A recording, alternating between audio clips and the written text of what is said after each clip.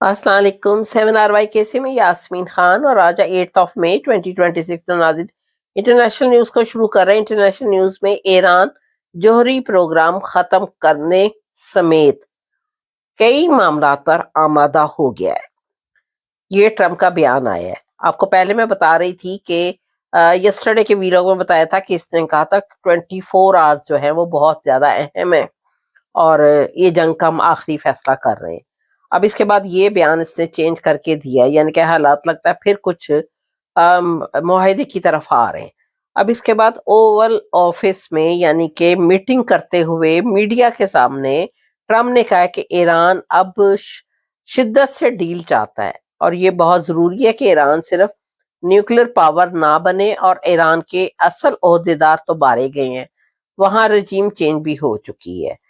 अब इसके बाद मुत्तहदा अरब इमारात पर हमले बम नहीं यानी कि हमने नहीं किए, ये ईरान ने कहा है।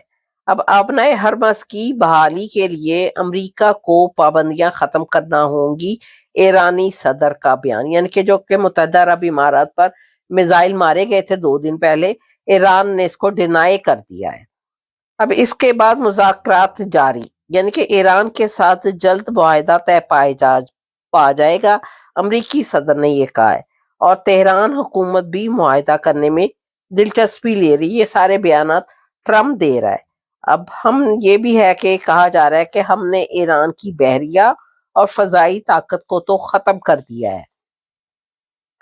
अब ट्रम्प का मजीद कहना है कि अमेरिका के पास इस वक्त अच्छी फौज भी है और दुनिया हमारी इज्जत करती है। यानी कि उम्मीद है कि चीन अमन और जंग के खात्मे में मस्बत किरदार अदा करता रहेगा, ईरानी वजीर खारजा। फिर इसके बाद एक और भी बयान है कि ईरान ने मुआहदा ना माना तो शदीद बमबारी होगी। ये साथ साथ ट्रम्प जो है वो एक धमकी भी दे देता है और उधर से मुआहदे की बात भी हो रही है। फिर ट्रम्प ने एक बार फिर धमकी दे डाली, यानी कि शिमाली कोरिया का 2 टोक ऐलान के एटमी प्रोग्राम पर कोई समझौता नहीं होगा। अब ईरान ट्रम्प के बकौल के ट्रम्प कह रहा है कि जी हमारा मुआहदा होने लगा है और इसके लिए ईरान मान गया है। लेकिन शिमाली कोरिया ने साफ ऐलान किया है कि वो कह रहा है कि ये एटमी प्रोग्राम पर कोई समझौता नहीं होगा। तो नाज़रीन, ये इसका तो जो कि बेसिकली कंफर्मेशन है वो तो ईरान जब तक नहीं दे, जब तक आप इसको उधर की बात भी सुननी पड़ेगी, इधर की भी सुननी पड़ेगी, लेकिन असल कंफर्मेशन जो है वो ईरान ही देगा कि उसने जो है वो सरेंडर कर दिया है न्यूक्लियर पावर बनने से। अब इसराइल का बर वक्त हमला, यानी कि हिजबुल्लाह के कमांडर को निशाना बनाने का दावा भी किया गया है।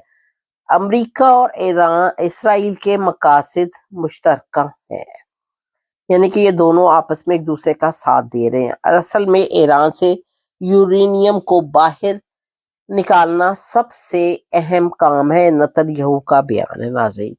अब इसके बाद हमारा बुनियादी मकसद ईरान को न्यूक्लियर पावर बनने से रोकना, ये अमेरिका और नेतन्याहू का असल मकसद है। इसके बाद हम थोड़ी सी डोमेस्टिक न्यूज़ में आ रहे हैं। डोमेस्टिक न्यूज़ में मरियम सफदर साहिबा के जो कि उन्होंने अपने टिकटॉक बनाने के सिलसिले में वो कहीं चने खाने जा रही है, पूरी वहाँ की जो कि ट्रैफिक है उसको भी रोका हुआ है। फिर उसके बाद इतनी गाड़ियों का प्रोटोकॉल जो कि पाकिस्तानी अवाम के टैक्स के पैसे से इस्तेमाल हो रहा है और खाने बीच में से क्या है चने, सिर्फ अपनी टिकटॉक बनाने के लिए। तो नाज़रीन, इस औरत के तमाशे ही नहीं ख़त्म होते और गरीब आवाम जो है वो वैसे मर रही है और उनका पैसा कैसे ज़ाया किया जा रहा है। आप ये देखिए कि वैसे इसने सारी रेहड़ियाँ वहाँ से पाकिस्तान से सारी वहाँ से उठवा दी कि अब ये ख़ास लगता है कि किसी रेहड़ी वाले को खड़ा करवाया गया है टिकटॉक करने के लिए, बनाने के लिए। आप पहले प्रोटोकॉल देखें कि किस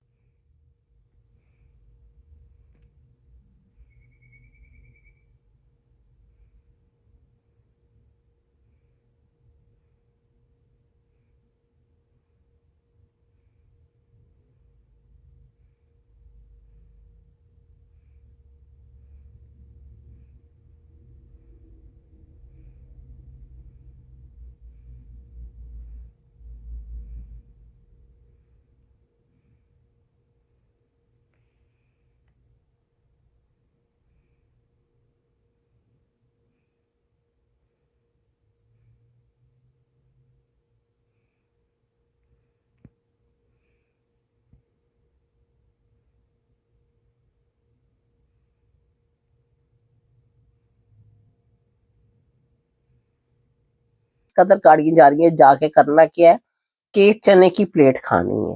یہ صرف جسٹ ایک ٹک ٹاک بنانے کے لیے. چاہتی تو اپنے آفس میں بھی وہاں بیٹھ کے بھی وہاں منگوا کے بھی کھا سکتی تھی.